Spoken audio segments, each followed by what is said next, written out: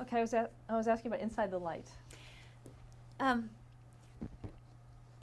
Inside the Light is us doing, daytime tells continuous stories that go on and on and on and on. They never really end. Even if you come to the conclusion of a story arc, those characters are going to go on, and those families are going to go on, and so the days are always interweaved. When you're telling Harley and Gus's story, you really are telling Harley and Gus's story, and you look at it from, unlike a movie where you have just a heroine or a hero, and you're telling the story sort of from their perspective, or at least from that family's perspective.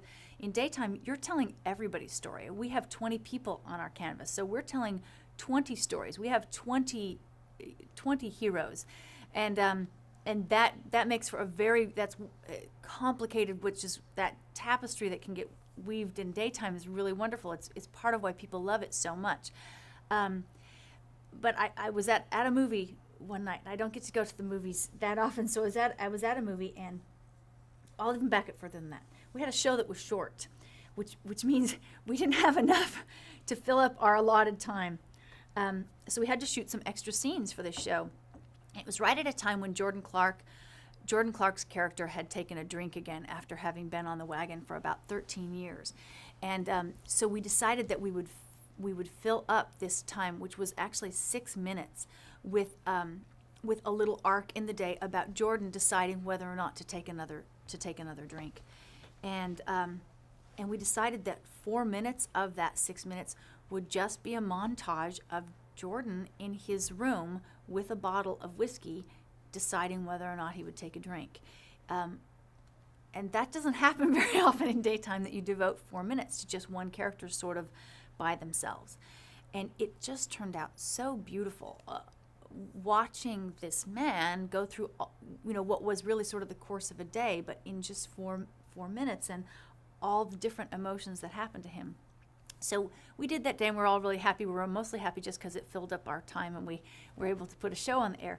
But about a week and a half after that, I was at a movie, and the character in the movie walked into a hotel room, and he was all by himself, and we watched him put down his suitcase gently, and then we watched him sit on the bed, and we watched him look up at the bare bulb on the ceiling, and he just was by himself, and we watched a lot of shots of him just being alone, and creating this moment of being alone. And in soap operas, we just don't get to do that very often, because there are so many stories. If you're not telling this person's story, then you're telling this person's story, so you're always moving on to the next story. And as I was watching this moment of the movie, I was going, oh, that's so wonderful. We just never get to do that. Just this moment of watching this one person and feeling only his. I was really feeling how alone he felt as I was sitting in the movie theater. Do you remember what movie it was? No, but I'll remember it by the time we get done. And as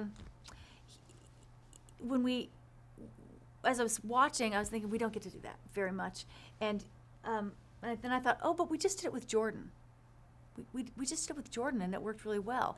And then I thought, I should do more of that. Like, I should have more moments where we just sort of look at things from one character's perspective, and have this kind of view of just them. And I said, I'm going to do more of that. Now I wasn't even watching the movie anymore. I was getting excited about the idea of, like, having moments in the show where we just sort of dealt with one character and saw things totally from their perspective for a while. And by the time I left the movie, I had decided that not only would we do it more, we would do it one day a week, that we would devote one day a week to one character and just tell the story just about them for one day a week. And I'm so excited. I'm rushing. I get out of the movie theater with my husband. I don't even talk to him about the movie. I dial Dave Kreisman. It's about 11:30 at night, and I go, Dave, one day a week, we're just going to tell a story about one character. We're not going to tell the whole canvas. We're just going to tell it from their perspective, like a little mini movie about them. But it's not going to be a day out of time. This Springfield will still go forward. It's just that if Riva is in Harley's day, we're not going to tell Riva's story that day. We're still only going to tell Harley's story. And I said, because we don't do that, and no one has ever done that, certainly not on a consistent basis. So we decided we would do it. We didn't tell anybody. We just wrote a day like that. We just wrote a day for Harley in the week, and then we decided we would do it every Wednesday. And We did, and we still love it. I mean, I know it's. I'm sure there are some people who don't. I think some of our audience didn't in the beginning, and I'm sure there are days that people, those individual days about one character or one family or one event that people, if some people are a huge Harley fan and we have a day about Harley, then that really pays off for them. And if they're not a huge Harley fan, if they're more a Reva fan, then maybe they miss Reva on that Harley day. But we don't play all of our characters 5 days a week anyway, so you could miss any of your characters at any given moment, but it gives us this opportunity to look so far into them in such a different way and explore things about them that in the midst of weaving all these stories we just couldn't explore. So I think it would be hard to get Dave and I to give it up. We we really like it, and it was a new thing for someone to do. So it's worked out really well, and I think the actors certainly like it. I think the actors like having a day that they feel like is devoted to them and their character and learning more about their character. What about pushing the story forward? Does it continue?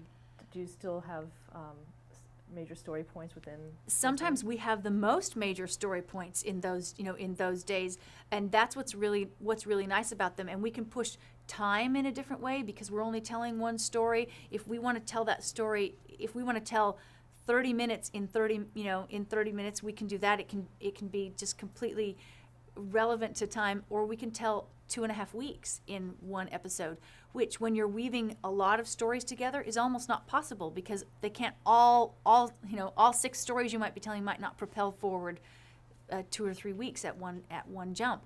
So it just gives us this opportunity to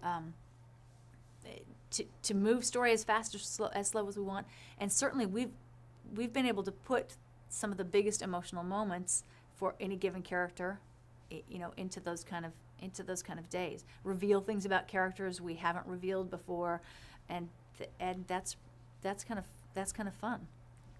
Also, talk about the use of music in the show. I've changed too. Yeah, music, and I think music is one of the things that changes the most from producer to producer. I really. We picked a song for Jonathan and Tammy, which is something they actually did when I was on soaps a lot. They would pick love themes for whoever their couple was, but music really changes how the scenes feel. So I like there to be music. I don't want the music most of the time. I don't want it to be noticeable. It should be like the camera movements. It should help you tell the story, but you shouldn't be watching the show most of the time. I mean, certainly during a montage or something when you've picked a song that's different, but most of the time you shouldn't hear the music. It should just help tell the story. And who usually picks those songs? Well, we have you mean when we pick a song? We have a music director. We have 2 music directors, and they certainly advise us on music, but when it comes down to it, then I get to have the final choice. See, that's the great thing about being the boss. You get to have the final choice. But everybody suggests songs.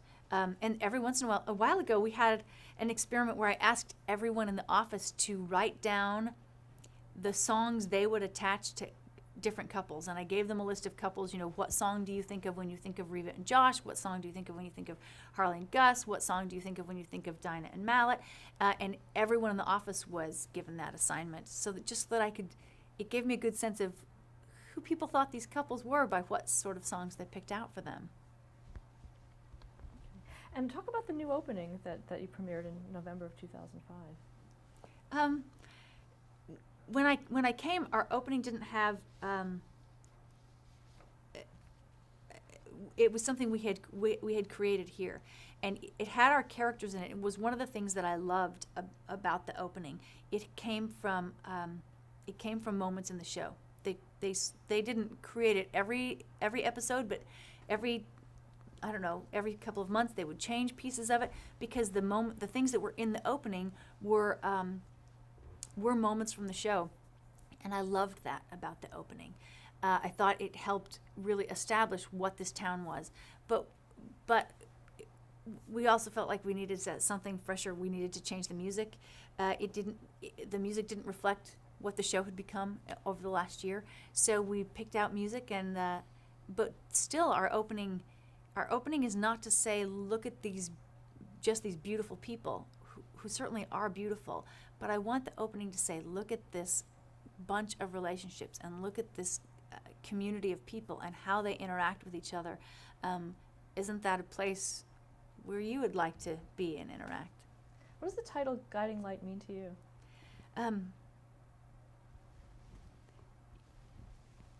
You know, when Erna Phillips, see, I wasn't even going to say her last name, but now you have me trained. You know, when Erna decided that she would call it Guiding Light, she would read a poem about it and say that every person has a light inside them, and it leads them to search for goodness in themselves and in others. And that is still what it is today. I mean, when we're saying it is about how these relationships show how people change and grow, that is, I mean, certainly I guess I'm kind of a Pollyanna and believe that most of us are doing that. We are looking to make ourselves better, and whatever we think is better. My better might not be your better, but that all of us are striving every day to search out what is good about us and good in the world, and we're trying to find that for ourselves. And I think that we like watching other people trying to do that too. So, I mean, I hope that that's what it feels. I hope that that's what it feels like. I hope that it feels like we think people are out there searching for some kind of light, wherever that comes from. Guiding Light will be celebrating its 70th anniversary in January of 2007. How will you celebrate that? We're going to shout it louder than anything from the top of the roofs because, you know, there's not really a lot of television shows that make it to age 70.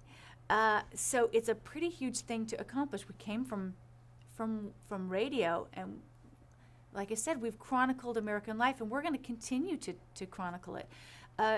So while in the midst of shouting it, I'm not expecting people to stop and take notice of it either, because we have been here for 70 years. For most people, they don't know American life without Guiding Light.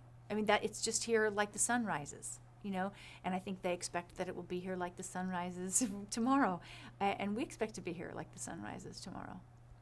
How has emerging technology played into what you do? Well, whenever the technology changes, all of television tries to change with it, and that's really fun.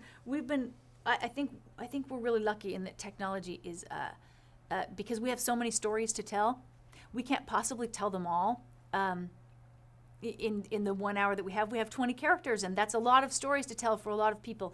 So all the new technology right now, the ability to have wireless or web things, allows us to tell additional story and more story, and you know, and Dave, like I said, is a fountain of story. So we could continue to tell story day and night, and we're glad for all the new technology and that ability to expand on some of the stories we tell and find new ways to tell it. How do you do that? Well, we're podcasting, which when podcasting started, I remember my husband coming in and saying something to me about podcasting a few years ago, and not me not paying very much attention to him because he's the techno geek in our house. But after he had told me what podcasting was, and this was before people really even had iPods. I mean, he knew about it before it was a real thing. He's actually one of those people who reads, you know, the geek magazines, and so he always knows about it before it's really happening. But I watch the shows at home, and I was watching one of the episodes, and because my husband stays at home, he doesn't usually sit and watch the episodes with me. He'll watch a minute of them, but then he wanders through the house and takes care of the kids and does the dishes and all the things that I make him do because I'm working. And he was walking past the TV several times behind it because it's in front of the path where he would go to get from the bathroom to the kitchen. And as he walked by one of the times, he said, "This is really interesting. I know exactly what's going on even though I'm not watching it with you. I can follow it just by listening to it." And he was even listening, sort of, like I said, walking through the house, and like a light bulb went off in my head. And I said, "Oh my goodness, you don't have to see the picture to understand the show." And I immediately wanted to podcast it. And so I called Barbara Bloom and Mickey Dwyer Dobbin, and we had a meeting, and I said, I want to podcast the show. I want to podcast the show. We started on radio, and it'll be so great. We'll come back around full circle. We'll be the first, but we'll come back around full circle. And they said to me, what's a podcast? So once we got past the what's a podcast thing, so I was really proud of myself because I knew what one was. Once we got past that, they said, I don't think we can. We can't, we won't have the ability. And I looked at Barbara Bloom and I said, but you're already podcasting. CBS already podcasts, and you guys are podcasting your news, and you podcast portions of your news every day. So not only can you already are. So all I would have to do is send you the file, and we could be podcasting tomorrow. And 4 weeks later, we were. Did you have to write anything differently or put in certain cues, or is it straight from? It's we edit out the pauses. Like if someone's walking down the hall, then we shorten that walk down the hall. But an amazing amount of the sounds explain the story. I mean, we don't say, we don't have a narration that says, Jeffrey is walking into Mallet's bedroom, because you can hear him walking down the hall, and you can hear the door open. In radio, they had to do sound effects to make that happen, but those sound effects actually just exist because they exist on the track, because somebody really did walk down the hall and really did open the door. So an amazing amount told itself. We do put in the slightest bit in the beginning of the podcast of saying, at company restaurant or at Harley's house, just so that you have an idea at the beginning of the episode where the events are taking place. But pretty much past the first act, we don't continue to put that little bit of, I wouldn't even call it narration, but of guidance into the podcast. What about streaming video? Have you been working with that? We have actually a lot of streaming video on, and our 15,000th episode is now available as of 5 o'clock today. Our 15,000th episode will be available streaming at CBS.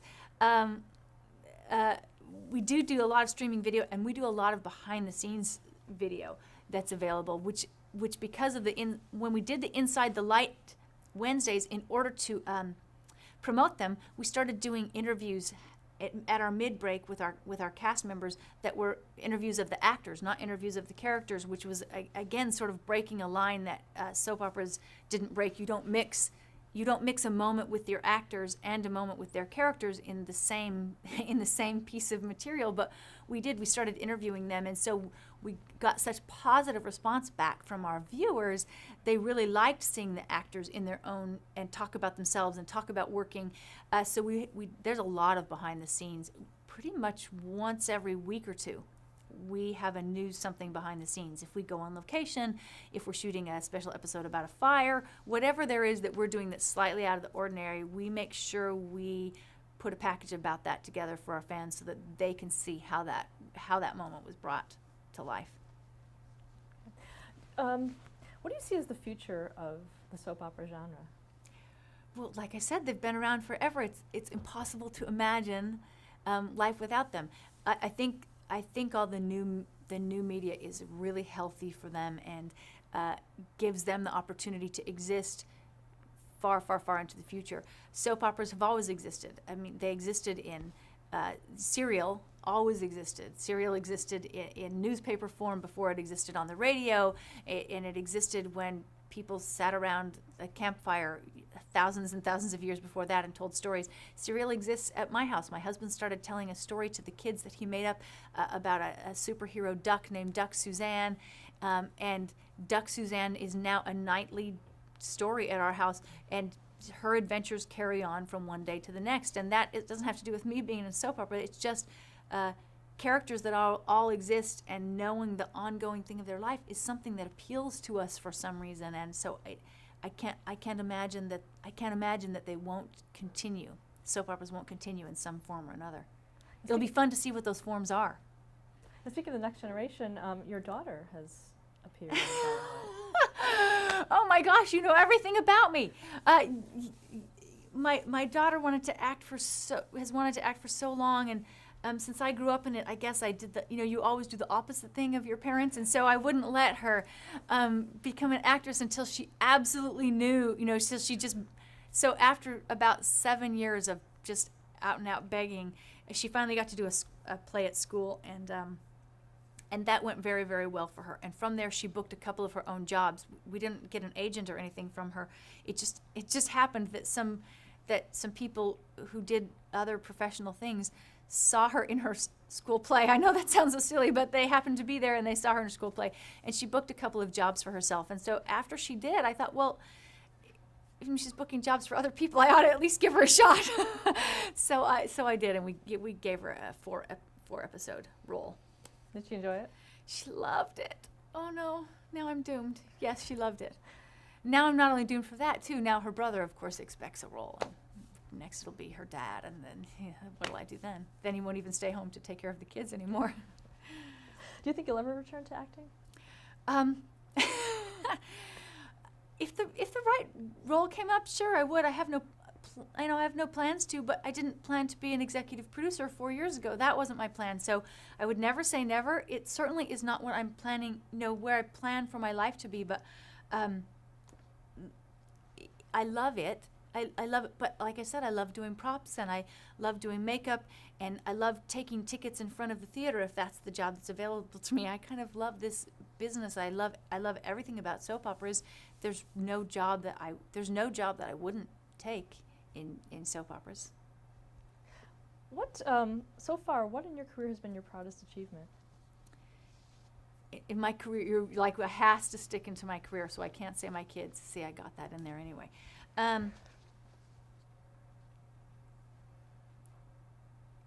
It's hard to choose some one moment or some one thing that has been the proudest. I think it's just being part of a medium that I think is so, the whole thing, I'm not proud of it like I did it.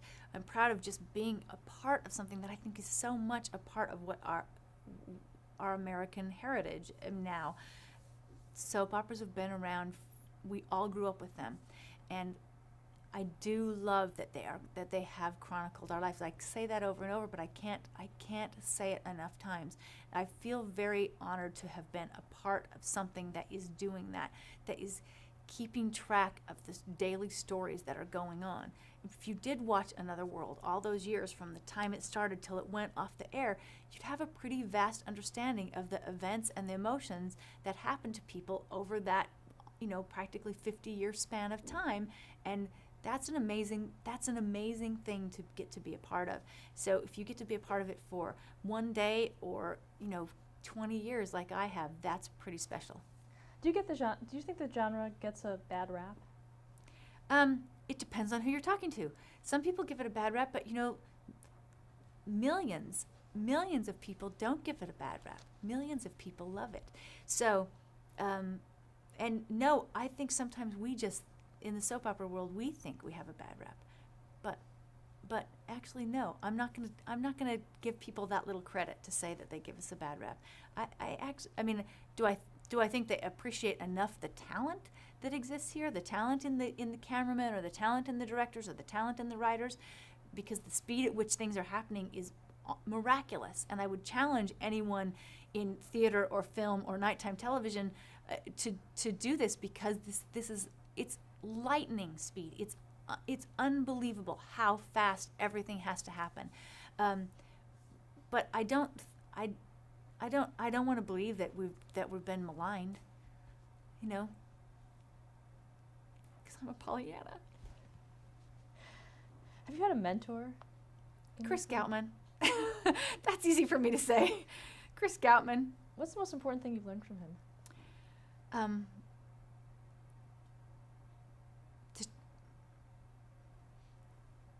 To expect a lot of people, and then give them the leeway to give you that. Because he expects an incredible amount from his people, and they can all deliver it to him. And it's because they know he believes that they can deliver it. So because he believes in them, they learn to believe in themselves, but he expects a lot from them. And when people know you expect it, and then they know that you think that they can deliver it, they're really apt to find a way to deliver it. And it's fun to watch that it's fun to watch people rise up, and it's fun to rise up yourself and say, I don't know if I can direct a whole episode, but he thinks I can. And so if he thinks I can, obviously the ability must be in there somewhere. And I've watched him do that for dozens and dozens of people. What advice would you give to those aspiring to work in the daytime drama industry? Send your resumes. Send them to us. We want to know. We want to know who you are. Why is that? Is it hard to find people? No, it's not hard. It's just if there are people who want to do this, I would want to know about them. My advice is how wonderful it is. It's a pretty great place. You can start here as an intern and end up a line producer. All 3 of my line producers were interns here. That's a pretty great road. Dave Kreisman, our head writer, was an intern here. So I mean, it really is an industry where you can come in and you don't have to come into it having already had this great body of work behind you. You can come in and say, this is a place where I can start and learn this business from the bottom up and end up the head writer. That's a pretty great industry. Well, thank you so much for sitting down with us. Oh, you're welcome. Thanks for inviting me.